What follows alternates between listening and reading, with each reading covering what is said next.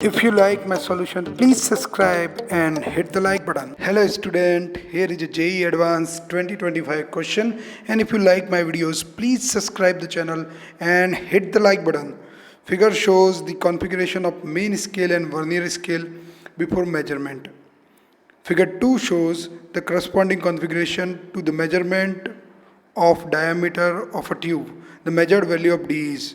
तो भाई यहाँ खेल क्या है कि हमारे पास दो डायग्राम है, फिगर 1 फिगर 2, जिसमें दोनों में वर्नियर स्केल कैसी है और मेन स्केल कैसी है, कॉन्फ़िगरेशन क्या है बता रखा है। पहला वाला तब है जब अपन कुछ भी मेजर नहीं कर रहे हैं, यानी 0 पे लाई करना चाहिए, अगर नहीं करते तो 0 एरर होगा। सेकंड में अपन एक डायमीटर नाप रहे ट्यूब का, तो अपन को बताना है भाई वो डायमीटर कितना है।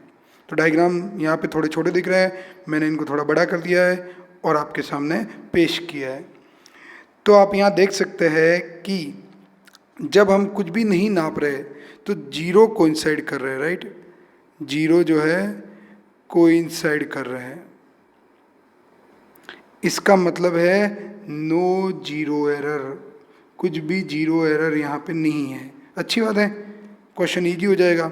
आप देख सकते हैं एट द सेम टाइम कि जो मेन स्केल के 7 डिवीजन है वो वर्नियर स्केल के टोटल जो है हमारे पास 10 डिवीजन के बराबर है। लिख दूँ ये बात।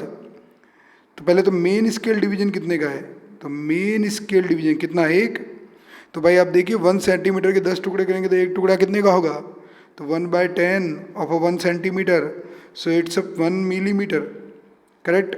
अच्छा, अब क्या बोला था मैंने कि 7 मेन स्केल डिवीजन यहाँ पे 10 वर्नियर स्केल डिवीजन के बराबर है। तो एक वर्नियर स्केल डिवीजन कितने का हो गया भाई, 7/10 मेन स्केल डिवीजन।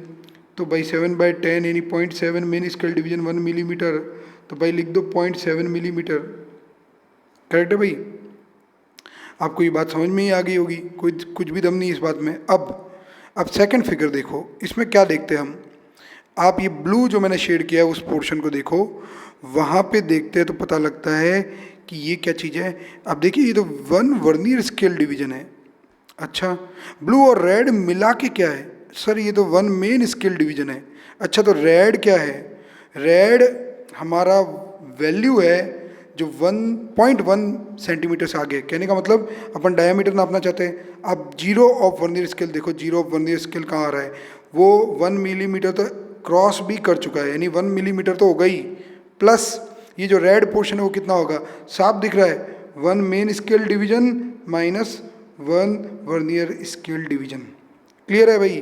देखिए ब्लू वाला पोर्शन 1 वर्नियर स्केल डिवीजन है, हम कितना आगे है 1 मिलीमीटर के, तो हम रेड वाला पोर्शन आगे है। रेड वाला पोर्शन कितना है, 1 main scale division minus 1 vernier scale division. अच्छा, मेन स्केल डिवीजन तो 1 मिलीमीटर है sir, vernier scale division 0.7 millimetre है, तो ये हमारे पास आ जाएगा 1 मिलीमीटर प्लस 0.3 मिलीमीटर, जिसको अपन बोल सकते हैं 1.3 मिलीमीटर, और इसको सेंटीमीटर में लिख दूँ तो 10 से डिवाइड कर दे मेरे भाई, तो ये आ जाएगा 0.13 centimetre as the required answer. Thank you.